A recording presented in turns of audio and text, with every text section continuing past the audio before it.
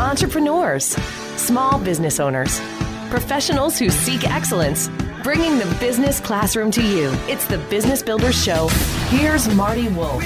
I want to thank Pride Mobility Products, the global leader in manufacturing consumer-inspired power wheelchairs, scooters, and lift chairs for those with disabilities. Thank you, Pride Mobility, for supporting this edition of the Business Builders Show.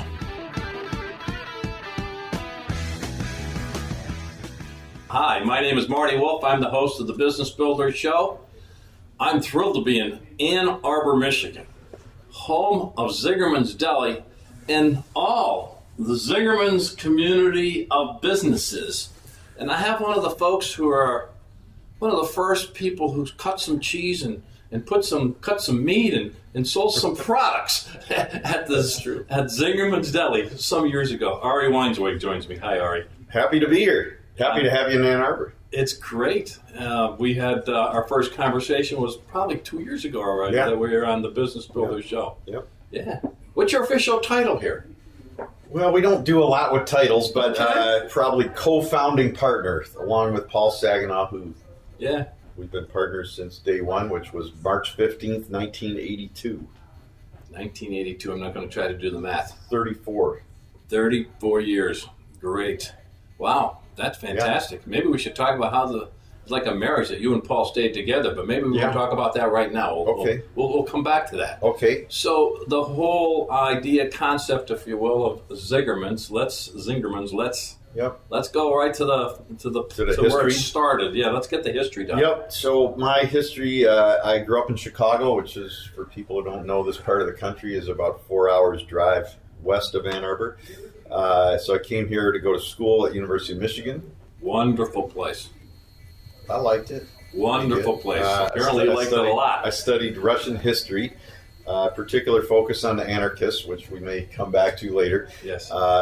After graduating from the university with my history degree, of course, there isn't really anything you could do with a history degree, which was not a shock to me. I mean, it was from an educationally oriented family, so it was meant more as a stepping stone to some other elusive second degree that I never went to get. But anyway, we, as you know, and maybe we'll talk about it, but we do a lot with visioning work here at Zingerman's, and I had really no vision of what I wanted to do. At that point. I had what David White, the poet and writer, calls the via negativa, which is where you're not clear at all on where you want to go, but you're very clear on where you don't want to go. And I didn't want to go home. So in order to facilitate not going home, I decided I would stay here in Ann Arbor. I kind of liked it. I actually love it now, but I at the time I wouldn't say I was in love with the town, but it seemed pretty nice place to be. One of my roommates was waiting tables at a restaurant, so really only I didn't know where else to go. I had driven a cab while I was in school. I didn't really like that much. So I went in there and applied for a job waiting tables. They didn't hire me. They said they'd call me if an opening came up, and I waited a few weeks, returned, offered to bus tables. They said they'd call me. They didn't call me, and after about a month, was pretty much out of money. Okay. And so I went back and offered to do anything, and they offered me a job washing dishes, and I took it. So I really had zero interest in food other than, what a normal, whatever I was, 21-year-old would be doing. Yeah. And I had no interest in business. As we'll talk about, I'm sure the next book is about beliefs. I grew up with pretty negative beliefs about business. The idea that business sort of did bad things to people, and your job choices were kind of putting on a suit and sitting in a big office somewhere or working on a factory floor, and I didn't really have a lot of interest in either of them. So I really just got lucky. I had no childhood passion for food or cooking. My mother was a very good woman, but not a great cook. I grew up in a mid-20th century industrial diet of Kraft American singles, fish sticks, American cheese. How about Tang? Tang, for Did you sure. have Tang? Absolutely. Pop-Tarts, Space Sticks, Captain Crunch, all those wonderful, healthy delicious foods. So I really just got lucky. I stumbled into work I love and then into great people. So Paul, who we just mentioned, was the general manager at that restaurant. That's how we met. And then Frank Carollo, who's one of the partners at our bakery, was a line cook, and Maggie Bayless, who's the partner here at Zing Train, where we're sitting now, sitting in Zing Train, was a cocktail waitress. So we have all now known each other and been friends and worked together for most of nearly 38 years, whatever, and that's pretty. I feel really fortunate. So you have it's a little deli. We were there this morning. Really neat place. Yep. And that's where it started. Yeah. So I worked for that restaurant group for about 4 years, prepping and line cooking and managing kitchens. November 1 of 81, I made the final move to give them notice. It was not a bad job. They're not a bad company. They still have 7 or 8 restaurants, but it was just, a lot of our work here is really about pursuing what you really believe in, as per the next book. And I guess I was just sort of slowly but surely diverging from their focus on what they felt was good food and what I felt was good food were not the same.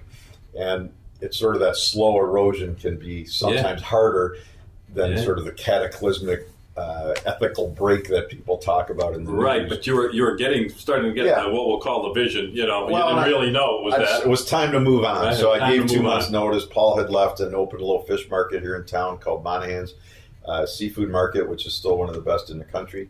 And he called me 2-3 days after I had given my notice, and he said that there was this little building coming open, which is where you were earlier, and we should go check it out. And he had grown up in Detroit, about an hour east of here, where you could get good deli food, and in Chicago you could get it and you couldn't get it here, so that's what we talked about doing. And somehow we went from initial discussion to actually opening in 4.5 months. I have no idea how it went that fast. Wow. So when we opened, it was just 1,300 square feet, which is pretty small, 29 seats. As we were there today, Ari, we were looking, okay, well, where was it originally? Yeah. We're trying to figure out where it was. Well, where the bread is when you go in the front door, that was the wall. Okay. And then to the south side of that, it was outside. Yeah. So we 29 seats, 4.5 months, you're up and running. Yep. Me and Paul and 2 employees and some friends helping out, and that's how we got going. Yeah. Wild. Beautiful place. So we're going to high speed it because we want to get into some of your books and some other things, but let's high speed it to the point where, like, getting behind, we've already pointed out, Zingerman's community of businesses. Mm-hmm. So let's move into that. There was a need, a desire, to kind of walk us through how. Well, when we opened in '82, we didn't know anything about visioning, but one of the books talks about natural laws of business. The first one is that all successful organizations, for-profit, not-for-profit, small, large, really anywhere in the world that are doing great things, have a vision of greatness. Might be in the owner's head, but they have one. And we had one, even though we didn't call it a vision. And in hindsight, knowing what I now know about visioning, I would say that the key elements were that we knew we wanted a unique place, not a copy of something else. We wanted great food, great service, and a great place to work in a pretty down-to-earth setting. And we knew we wanted to be really bonded into the community, and we knew from the beginning we only wanted one. I like unique things. I don't mean others shouldn't make replicas or copies, but I like unique stuff, and whether it's music or art or food or business. And so that was clear to us in the beginning. The general wisdom was we were doomed to fail. Ann Arbor had 15 whatever delis go out of business in the previous 10, 15 years. The neighborhood was considered a bad neighborhood. You might have experienced yesterday, there's still no parking to this day. And up until cell phones, it was pretty hard to find. 5-6 years after we circled around a little bit. You found it. We found it. 6-7 years after we opened, we were considered geniuses, and it was a perfect location. And Ann Arbor always needed a deli, and we were so smart for opening. You became an overnight success after 6 years. Yeah. So that pattern of sort of everybody thinking it's a bad idea, and then you do it anyway, and later they're your best friend, is been repeated, and I think it's universally true. Actually, it's a pattern with social change with business. Anyway, fast forwarding. 93, so 11 years in, Paul sat me down in front of the deli one morning, and in hindsight, I'm sure he couldn't sleep for months thinking about this and worrying about it. But he sort of threw this question at me, like, where did I want to be in 10 years? Oh, boy. Okay. I had absolutely no coherent answer for him other than I got work to do. I got to do something here. And, what he was asking with the language and understanding that we now have is, what's your vision? And I really had no clue. Right. It's not like I was satisfied. It's not like I wasn't trying to improve. But there's a difference between day-to-day improvement, which is imperative also, is not the same as having this cathedral-esque vision of an amazing, inspiring future. So in hindsight, we were at a point that many places get to if they survive and succeed, which is something akin to organizational midlife. Right. In quotes, you're a success, but this coherent, elegant, interesting vision that you had in your head when you began has been fulfilled. And he intuitively knew that. I didn't. And then we spent about a year trying to answer his question. It was kind of like, now what? It was kind of like, now what? Most of the world simply waits for opportunities to arise. You're a success, so people start throwing things at you, or problems come up. Right. But there's a more holistic and more inspiring way to work that we have learned and now teach and I write about, which is the visioning process. Yes. And that's where, instead of starting with what is and what you could do, you start with where you want to be. Because there's no right answer, and it's really just creating and a unique life. To every company. Yeah, creating a life that you want to lead. It is unique to every company. The visioning that we do is a much more extensive. I know the business school version is sort of the 2 or 3 line vision statement, but I don't really know what that tells you. We do a mission statement, and that's a different subject. But the vision for us is a much more detailed description of the future. And to your point, there's an essay in the next book on visioning, just more learnings that I've had. And one of my realizations is basically because of the way we write it out in depth, like ours is 9 pages long, it's always unique. Mm. And so in the same way that you and I as individuals are completely unique and our DNA is unique, the vision, when you write it that way, is the DNA of the organization, because no one will ever have exactly the same vision. Yeah. It was part of that original vision to continue, like for instance, the community of businesses. And 2 things. Was in that original vision, was this whole idea of opening different places, or is this still early on? In 82 we had no inkling. Got it. Okay. I didn't think I'd live to be 30. I mean, it was not in my mind. This vision for the community businesses came out of Paul's question in 93, which we spent a year trying to answer, and out of that emerged a written vision, much more in the style of what we now teach, that was about 6 pages long, called Zingerman's 2009. So we actually went 15 years in the future, and that's where we designed this whole idea of having a community of businesses where all would be located here in the Ann Arbor area, so we keep connectivity and connect closeness between the businesses geographically. And how many businesses do you have now in this year of 2016? Oh, I don't know, 10, 11, something like that. It's something I don't like really that. count, but what was the first one? Well, the deli existed first, then the bakehouse. The bakehouse, which is just up the block from where we are, started, and then after that, Zing Train. Okay. After that, the creamery. Why the bakehouse? Why was that first? Was there the business school version is that we realized this opportunity to make money off bread, but it's actually we were frustrated with the quality of bread we were buying from other bakers. So one of the natural laws of business in that essay is that you got to keep getting better all the time. The bread that we had started with, which we had driven all over the area, within an hour's circumference, tasting rye bread, and we had picked up one in Oak Park, which is about 45 minutes away. Right. And actually, they were the only one that wouldn't deliver to Ann Arbor. So for the first 10 years of our existence, somebody drove. You were driving down. Yeah, every morning. Wow. Yeah. And another natural law is successful businesses do all the little things everybody else knows they ought to do but doesn't feel like doing. So it's not like we liked the idea of driving to Detroit every day, but the bread was better. But over those 10 or 11 years, I kept, as I learned more about food and we traveled and I tasted bread, in Europe and whatever, and I started to realize what we had thought was really good wasn't really that good. And so we kept working with all these by that point, there was 3 or 4 bakeries we were working with and trying to get them to do what I wanted. And they didn't. They would always promise it, but nothing really changed. And so finally, in fall of 91, January 91, I sort of was like, I've had it, let's do this. And Frank, who we had known from the restaurants, a great, wonderful human being and a great person to work with and a talented cook. He had been at the fish market with Paul and Mike Monahan, and he had just decided he was going to leave there and he wasn't sure what he was going to do. And so I was like, Frank, I got this weird idea, let's do a bakery. We want to start a bakery. And he had never really baked before, but we had a lead on a guy named Michael London in upstate New York, who a friend of mine, Lex Alexander, had turned me on to, who grew up in New York doing work in the old Jewish bakeries and had spent extensive time in Europe learning the bread there. Wow. And so we needed that combination, which was unusual. And so Michael trained us and trained Frank in particular, who spent a lot of time with him. And we learned all the basic stuff from him. And then Frank and Amy have built on that over the last 20 whatever years. And your structure is that they are, is partners the right word? Yep. So part of the 2009 vision, which was an integral piece of it and still to this day is that we would have managing partners in each business so that when we grew, we wouldn't end up with that sort of diluted passion that happens, in my belief, in so many organizations, which is the center piece has it, but then as you grow further and further afield, the owner isn't really there.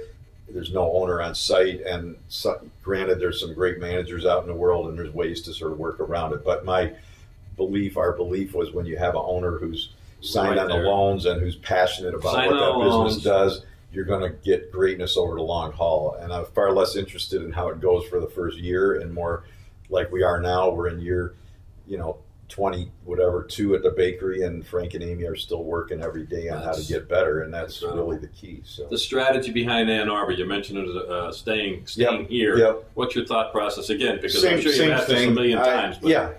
I just, I don't think it's the same when you're not there. I don't mean like you have to be there every day. I don't mean I don't trust the people to do great work. It's just they don't meet each other, so you lose that connection between the businesses, and then we don't. You love being connected. You don't know what's going on, and it's not about making money for me or Paul. It's about how do we create something really special and that makes a difference in people's lives. And partly that's through the food, partly that's through the quality workplace, partly that's through the service, partly it's through modeling positive business practices so that others can learn and benefit from it. And I just didn't personally want to be commuting to Detroit or Chicago or LA or Las Vegas or whatever, going to a Zingerman's that I went to. You must get a call a week from an investment banker. We get a lot, but see, when you have the vision of where you're going and you've agreed on it, it's a lot easier to say no. Yeah. If you don't have a vision. If you're clear on the answer, there you go. Like if you don't have a direction. My metaphor is like it's sort of like if you had no vision of personal health, then you go to a really good dim sum restaurant. The more you eat, the more they bring you. And if you just keep eating, at some point you're going to be sick. And it's only because you have a vision of where you want to be at the end of the day, how you want to feel, that you have some discipline around what you eat. And I think it's the same with business. There's always opportunity. But the question is, how do I want to live, and where do I want to go to work every day and feel good about what I'm doing? I love that. Yeah. Well, you've done that. You've written 3 books, and one is coming. Let's talk about the 3. I think I have them in the right order. I've read them all, as you know. I appreciate that. And they're fantastic. I've shared them with a lot of folks. I've shared the visioning process with a lot of folks. It works. Right now, let's tell people what is the best way to even start to look. Yeah. Should we go to Zingerman's Deli or go to Zing for the books and the training, zingtrain.com. Okay. For mail order, zingermans.com. Get mail order food. Yeah. The books were kind of off the grid. I like old school books. I like nice paper. So we went back to doing all our own design. Yeah. Our artists do the scratch board illustrations in those. We print them here in Ann Arbor. And it's great. The best bet is zingtrain.com. And if you're a company out there, get the books. You're a company out there, you can come to Zig Train. Oh, yeah. We have people come from all over the world and come to the Zing Train seminars. And then not just me, but we go out and train. And as you know, I'm leaving later today. Yeah. I'm going to Slovakia to speak Monday and Tuesday in Bratislava. And then I'll be speaking in Ireland at Ballymaloe Literary Festival next weekend. And then I go from there. It's a little bit of a crazy trip to Atlanta and speak at a Fortune magazine conference. So so Zing Train goes all over, and then the core, as you said, is people coming here. Right. We happen to be on a day where they're off site. Zing Train went actually. Yep, they're actually doing a community service project in Detroit today. So their whole there are only 11 people at Zing Train. They're all went down together to do this work. This is good for me that we have this beautiful facility. You have a to nice talk to you. quiet space. This is great. So let's talk about the books Okay. in the order. Becoming a Better Leader, Don. Okay, that's actually part 2. You got part 1 on the bottom. Where am That's I there? okay. I have them in the wrong order. There we go. That's okay. I tried to Building a write great it so you could business. go in any order you want. Well, let's go in the order Okay. that we, Okay, so this was the first in the series. Building a great part business. 1. Zingerman's Guide to Good Leading is the series. This one, they're all a lapsed anarchist approach, and this one is building a great Let's business. stop right there so we don't forget, because I love this story. So, a lapsed anarchist approach to building a great business. Okay, what the heck does that mean? What does that mean? What does that mean, Ari? So I studied the anarchists when I was in school. We have the largest anarchist collection in the country, is on the 7th and now also 8th floor of the Graduate Library, and I used to go up there and study, and I was very drawn to a lot of anarchist thinking. When I got into management in the restaurants before we opened, I sort of naively tried to leave everybody to do their own thing, which didn't work at all. Yes. And so I was like, well, it was a good idea, but it's not going to work. And Yes. so for years then I would say I was a lapsed anarchist because I still believed in it, but I didn't practice. Right. And for years I would say that, and when I started speaking at business conferences, if it came up, I would say that, and people sort of laugh nervously because they don't really know who the anarchists are. That's it sounds bad. What the heck do you mean? Yeah. And then as I was working on part 1 of the book, which you have at the top of the stack there, just coincidentally, while I was doing the work on it, I got asked to speak, and I speak pretty regularly, but this was at Jewish Studies Department at the university, and Deborah Dashmore, who runs the department, and lives here and knows us. And I had just written, I also write about food a lot, and I had written this 12,000 word essay on the history of Jewish rye bread and how we make it here at the bakehouse and all that. And so she titled the talk Rye Bread and Anarchism because she knew my background. Yeah. And, it was cute. And I thought, all right, whatever. It was like 9 months ahead of time. I didn't really worry about it. And then when I got to be 60 days out, I was like, I haven't looked at those books in 20 whatever years. And, business conferences, they don't know who they are, but at Jewish Studies, they're going to all know who it is. And I don't want to sound like an idiot be prepared. and completely embarrass myself. So I got the books out and I started to reread things just to remember who was who and who said what. And, I have a modicum of knowledge about this subject that I'd agreed to speak on. And I was honestly blown away by a lot of stuff that I kind of knew but had forgotten about. And, the most overt piece of anarchist work from the early 20th century was getting rid of government, which is not my issue. I don't really feel strongly one way or the other. But beneath that, I had even forgotten about what actually I believe is the most important part, which is stuff like respect for every individual as a unique human being, honoring people's creativity, the belief that everybody is capable of doing great things, and all this cool stuff about when people don't believe in the work that they're doing, that the quality of their work goes down, and that self-organizing groups, self-directed work teams do better work. And I'm reading all this and I'm like, man, this sounds like Jim Collins and really progressive business writers, except they were going to jail, and these guys are on the bestseller list in the New York Times. Yeah. And there was this parallel between the two. Once you sort of eliminate this issue of government, underneath it was all this stuff. And I was like, this is fascinating. And so I started to read more and reread more. And then I started to read people I hadn't read when I was in school. Sure. And I don't know, I've probably read 250 books in the last 6-7 years since that came out. And the parallels are fascinating. The idea of getting away from hierarchy, which I don't think works. Not that there's not appropriate places for decision makers or whatever, but the idea that just because you're up in the hierarchy, you know more, I believe is fallacious. The belief that frontline people don't really know anything is fallacious. And so really I was like, God, a lot of what they wrote about is how we designed the organization, even though I hadn't really thought about it that way. So it's not like everybody in Zingerman's talks about this. It's just really sort of my thing, but it's really quite an interesting parallel. Yeah, fascinating. So it's about building a great business. Yep. That's book number 1 of the series. Yep. And then we move into what's number 2. Number 2 is the red one. They're color-coded for your handy remembering. Thank you. So the first one has a lot about visioning, mission statements, culture, systems, all of that kind of organizational stuff. Part 2 is on leadership. Obviously, they all overlap, but part 2 is on servant leadership, energy management. It's got an essay I wrote about the anarchist stuff. It's got some stuff on stewardship, which is an idea about egalitarian conversation that was prompted by Peter Block, some of Peter Block's great business writing. And then it's got an essay on my belief that really we need to hold everyone in the organization accountable for leadership, regardless of their title. Right. So we ask everybody here from the minute they begin their job to think like a leader. And we saw clear evidence of that when we were at the deli this morning. They took their roles. It was a great experience. Everything's working. You already know that. Well, it's all imperfect. A lot of this approach, which the natural laws of business, et cetera, is to really live in harmony with nature. And I look at business like an ecosystem. Nature is imperfect, so it's not like we don't have problems. It's just that in a healthy ecosystem, the problems are resolved much more quickly. Okay, so that's managing, being a better leader, and the third is managing ourselves. Just what it sounds like. You'll notice that's the thickest. There's a great progression. Managing ourselves, you're come to think of it, Well, I keep learning more. So this is just what it sounds like. And a lot of people have said, oh, you should have written that one first. I'm like, well, I didn't, so bummer. But so I got to catch up. I tried to write them so you could read them in anywhere you want. Managing ourselves is just what it sounds like. That's a good point. That's a good point.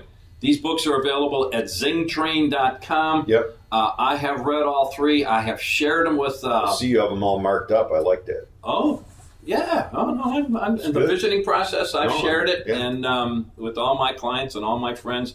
I love them. I'm almost shocked that I read all three of them, to be honest with you. But you had me. I liked what you were doing. I could see what you were doing.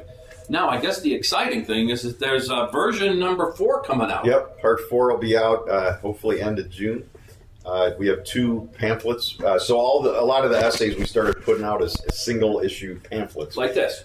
Just like that. They're lighter than an e-reader. These were how the anarchists used to share their beliefs back in 1900. The written word. And this was basically social media in 1900 because you would buy it for a nickel or a quarter and you would read it and pass it to your friends, and that was blogging in 1900. So anyways, we do a lot of the essays from the books are published like this, but these are 2 essays from the next book as an advanced release. And you do this in secrets. You say the secrets. Explain to me the idea of secrets. We you haven't done it, so I'm not talking about you, but we would get all these, everybody wants to know the secret of what makes us successful as if there is one. And I kept saying there's no secret. We teach all this to all our employees. It's not a secret at all. And so just sort of tongue-in-cheek, titled every essay as a secret. And now this book will go all the way through, I think, secret number 49. These are the first 2 essays out of the book. 40 and 41 in my hand. What's the title of the book? The book will be part 4, and it's on the power of beliefs in business. There you go. Yeah. And it says, the subtitle is how what we believe alters what happens every day at work. Yep. Happens at work every day. The power of beliefs in business. This will be available pretty soon. This is available now, and then the book at the end of June. And available only at Zing Train. Yep, there you go. So we go to Zing Train. So tell me a little bit more about the book. What should we be looking for? Well, it's been hugely interesting for me. There's a old Hasidic Jewish saying that the teacher learns 5 times more than the student, and I think that has proven true. This is not a subject I paid much attention to up until the last 2 or 3 years. The power of beliefs. So it's not about religion. It's about what you and I believe. So there's 2 things that happened. One, we had a work group that wasn't working, despite the fact that most of the people on it were high integrity. Many were actual owners. We wrote a vision, which you and I know is very powerful, and it still wouldn't work. And I could not figure out what the problem was because all of the checklist things you would think would go into it. Simultaneously, I was reading Bob and Judith Wright's book, Transformed, which I really recommend. They're in Chicago, Wright Institute. And in there, they have a little cycle, which is reproduced in the book. And I give them credit for teaching me, and Bob didn't make it up. I can't remember who taught it to him, but that's a whole nother story. And anyway, the 2 together were fascinating because it's a self-fulfilling belief cycle. Basically, what we believe leads us to take action. What we believe it leads us to take action. Yeah. Okay. So the fact that you're even here is based on your beliefs that positive business is an interesting story, that Zingerman's has something to offer, that the conference at University of Michigan has something to offer. Based on that belief, you create this whole situation that we're now in. Based on your action, I form beliefs. Well, if Marty's interested in positive business, I'm interested in spending time with Marty. So I make a decision to do this. We end up having a good interview, which we're having, and then you go, see, I knew it was a good idea to go. There are many other people who do similar work to what you do who think that why would you go to a food business in Ann Arbor? What would they know about business? I didn't come for the cheese, though. They would make the choice not to come here and do these interviews. Yeah. And the whole self-fulfilling cycle follows from that. In a more specific business setting, let's say people have a negative belief about training or a negative belief about employees. If they believe employees aren't very good, they're not committed, they're not smart, the action that follows from that is that they don't do much training, they treat them disrespectfully. The employee then forms a belief, which is there's no future, no one cares about them, the quality of their work is poor, and the owner goes, see, it's a good thing we didn't invest any more time in them than we did. Yes. If you flip the cycle the other way, then you go, well, we believe people are great, they want to do good work, and training helps. So we invest lots of time in them. They feel cared for and engaged, and what you get is what you experienced at the deli. So that little... I love that. That was flipped into an essay, which then when I did more work turned into more essays, which now turned into a whole book. You mentioned the University of Michigan, and we were at the University of Michigan, the Ross School of Business, the Positive Business Conference. You were mentioned through the whole day, by the way. Oh, well, that's nice. And I mentioned you, coming to see you. I think the words they use, I hope I get this right, positive deviancy. Now that's kind of out there a little bit, but you study the positive. What you just described, I guess, is look at it that way as opposed to the negative part. Does that make sense? I wouldn't use the word deviant because it doesn't generate intriguing thoughts, but in a good way. But regardless, they're doing fabulous work over there. We're big supporters of their work, and we have a great relationship with them. And we learn from them; they learn from us. It's great. One of the realizations so my metaphor for beliefs as I develop this work is that beliefs are the root system of your ecosystem, of your agriculture. Yes. When you talk so for you and me, I go out to the farmer's market, I want to buy a great tomato or a great peach, and I want to see how it tastes. But over the years of doing this, as I talk to farmers, they almost never talk about how it tastes. They talk about the soil, and they talk about the root system. Okay, when the soil is healthy and the root system is healthy and you picked a good seed variety, it's 95% you're going to get great. Now, you don't see it. You talk about that through the book, throughout your books. And so what the consumer experience is focused on is what you had this morning at the deli. The employee is lively and energized. The food tastes good. But what I'm suggesting is that starts below ground in the beliefs. We believe that customers can taste the difference. We believe that quality matters. We believe people will pay when it tastes better and it costs more to make. We believe the employees are smart as us or smarter, and they want to learn. We believe the customer wants to learn. So all of these beliefs are happening below ground. The deeper, the stronger the belief, the bigger the root system. Alexander Berkman is one of the more interesting early 20th century anarchists. There's a quote on the back of that pamphlet right there, which says, "You can't grow a rose from a cactus seed." And he said that 100 and something years ago, and it's true. Part of my realization in the book work of the next book is basically of what I would say positive beliefs, neutral beliefs, and negative beliefs. You can't grow a rose from a cactus seed. Negative beliefs do not lead to positive outcomes. Negative beliefs create negative outcomes. Bias is a negative belief. I believe the employees can't learn. Negative belief. I believe millennials have a bad work ethic. There you go. Negative beliefs creates negative outcomes. This is all about positive. Well, we are here because we believe in what you're doing. This is called the Business Builder Show. We believe what you're doing and what you are leaving. You're planting seeds. We want to get this out to as many businesses / business people. Because I just think it's important. So in our own little way, we're doing the best we can to improve the world, if you will. That's how it works. We'll get out there a little bit.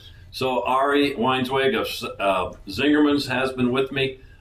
Did we miss anything? Anything No, you want just to drive home? if people have questions, my email is ari@zingermans.com. I'm happy to dialogue directly. And he does, by the way. And zingtrain.com, you already mentioned, and zingermans.com if they want to taste some of our food. And, of course, food is actually what we do. Yes. So, we make cheese. We have a beautiful event space. We renovated a 1834 farmhouse and barn that we do weddings and events in. We have 11 acres of active agriculture where we're growing heirloom tomatoes and potatoes and peppers and all that good stuff. We got the bakery, coffee roasting, mail order. We got a lot going on. Before you do anything else, you want to log on, you want to buy some product, you want to buy some books from Zing Train so that you can start sharing this with everyone. They do say that the learning goes better when you're eating good food. So. Oh, wow. I like that. So that was good. So get some product and eat, enjoy, read the books. Take this to your workplace. Share this with everybody in your organization. Share this with your friends. This is a powerful, powerful thought process, and I'm honored that Ari was willing to spend time with me today. Happy to do Ari it. Weinzweig, you're the Thank best, you so man. much. Thank You're you. the best. Appreciate Thank it. you. I want to thank Pride Mobility Products, the global leader in manufacturing consumer-inspired power wheelchairs, scooters, and lift chairs for those with disabilities. Thank you, Pride Mobility, for supporting this edition of the Business Builders Show. Bringing the business classroom to you. It's the Business Builders Show with Marty Wolf.